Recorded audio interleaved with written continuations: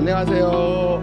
조경수, 유실수, 야생화를 전문으로 하는 W농원의 왕가든입니다. 오늘은 우리 구독자님들에게 한번 수국에 대해서 설명을 해드리려고 하는데, 수국에 대한 질문들이 사실 너무 많이 와서 그걸 하나씩 하기보다는 오히려 영상을 찍어서 한번 알려드려야 되겠다는 생각이 들어서 수국에 대해서 한번 설명을 해드리려고 하거든요.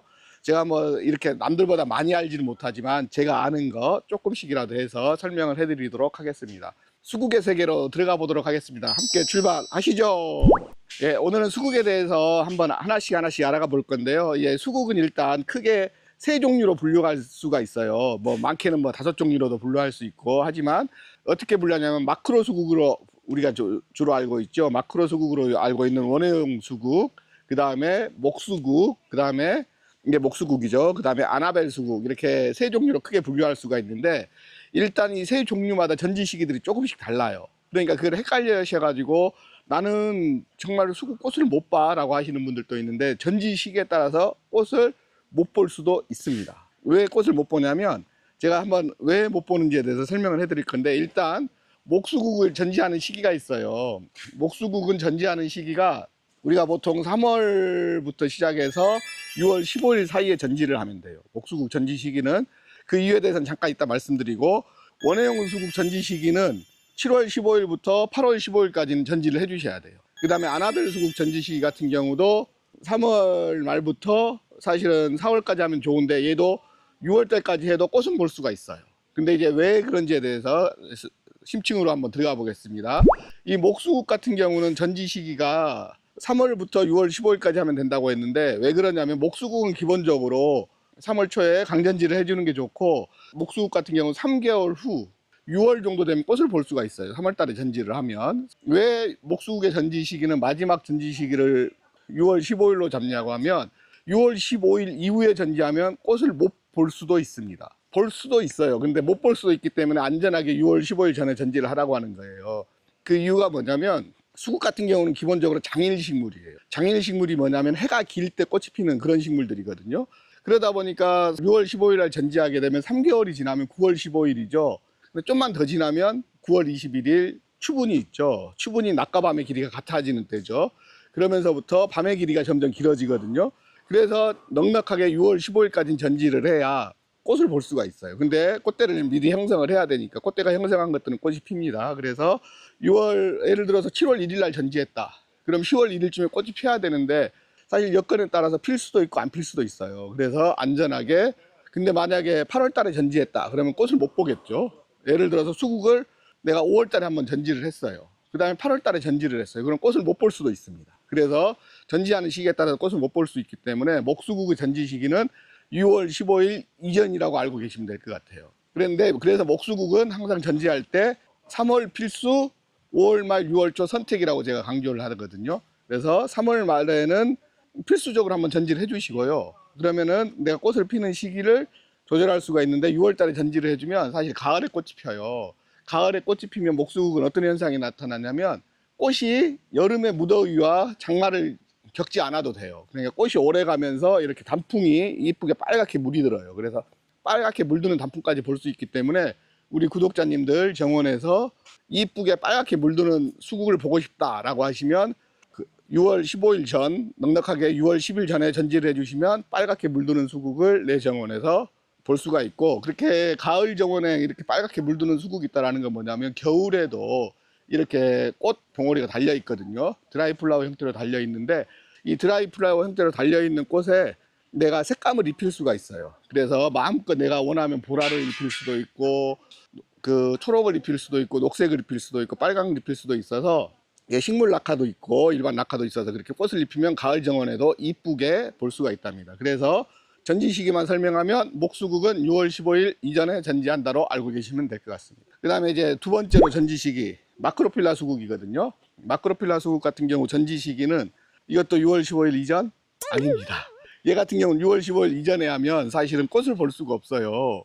그냥 그때 6월 15일쯤에 꽃이 필 건데 그때 전지를 해버리면 안 되잖아요. 그래서 목수국의 전지 시기는 7월 20일부터 8월 15일까지. 이제 남부지방에서는 그렇게 하면 되지만, 8월 15일에 해도 되지만, 북부지방 같은 경우는 사실은 7월 말 정도에서 8월 초에는 전지를 해주셔야 돼요. 왜 그러냐면 이 목수국은 원예용 수국이라고 그러잖아요. 그러면 이거 같은 경우는 꽃대를 언제 다냐면 사실은 7월 15일부터 전지를 하면 나무가 이제 성장을 하기 시작해요. 성장을 하기 시작해서 꽃봉오리가 맺히거든요. 이 마크로 수국들 같은 경우는 전지 시기가 언제냐고 하면 이 마크로 수국 같은 경우는 원예용 수국으로 알려져 있잖아요. 원예용 수국의 전지 시기는 6월 15일 이전에 전지하면 된다 안 된다? 네, 맞습니다. 얘들은 6월 15일 이전에 전지하면 안 돼요. 6월 15일 이전에 전지하면 꽃을 못 봅니다.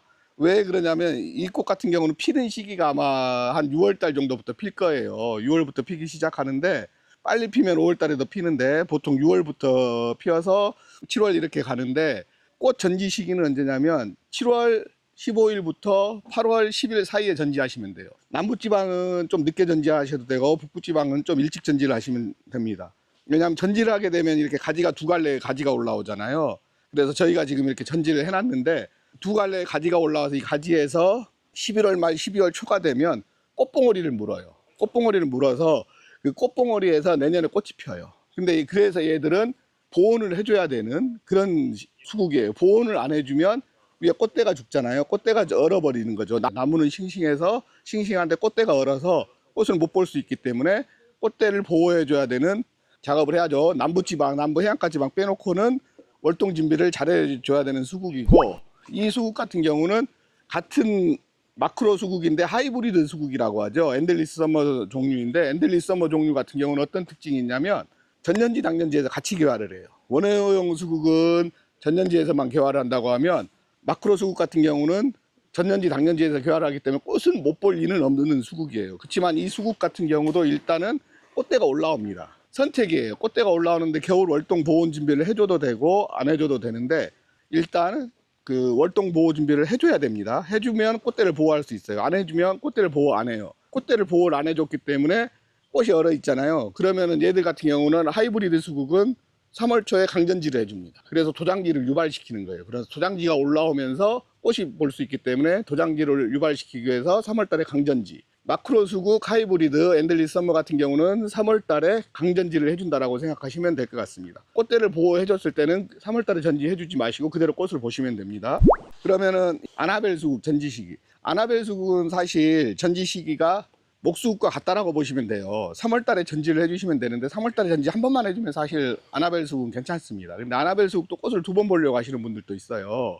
꽃을 두 번 보려고 하시는 분들도 있는데 그런 분들은 3월 달에 전지를 해주시고 올라와서 꽃이 피면 진료갈 때 바로 전지를 해주면 가을에도 꽃이 펴요. 그래서 1년에 두 번 전지를 해도 되는데 원칙적으로는 3월 달에 한 번 전지해준다라고 보시면 될 것 같습니다. 그래서 꽃은 1년에 한 번 보는 게 좋고 두 번째 꽃 피는 꽃은 사실 꽃의 크기도 좀 작아져요. 꽃의 크기도 작아져서 두 번째 꽃은 크게 의미가 없기 때문에 저희는 한 번만 보시고 나무를 건강하게 키우시는 게 좋다라고 말씀을 드리거든요.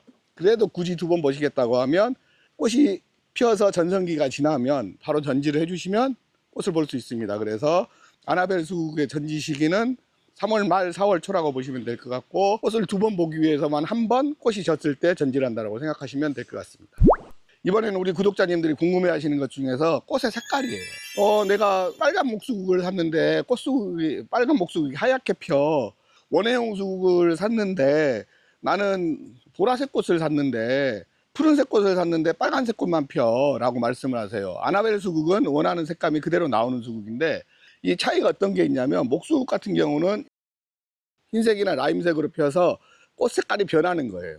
꽃 색깔이 단풍이 든다라고 표현을 하죠. 근데 단풍이 잘 드는 나무가 있고 단풍이 안 드는 나무가 있잖아요. 목수국 같은 경우도 꽃 색깔은 단풍이 잘 드는 건 빨갛게 물이 잘 들어요. 그렇지만 단풍이 안 드는 애들은 흰색에서 이렇게 갈변이 되겠죠. 그래서 이 목수국 같은 경우는 꽃이 빨갛다? 그럼 흰색으로 피어서 단풍이 드는구나. 라임색으로 피어서 흰색으로 갔다가 단풍이 드는구나 라고 생각을 하시면 될 거예요. 그래서 이 목수국 같은 경우는 꽃의 색깔은 일정합니다. 그냥 무조건 흰색이나 라임색으로 핍니다.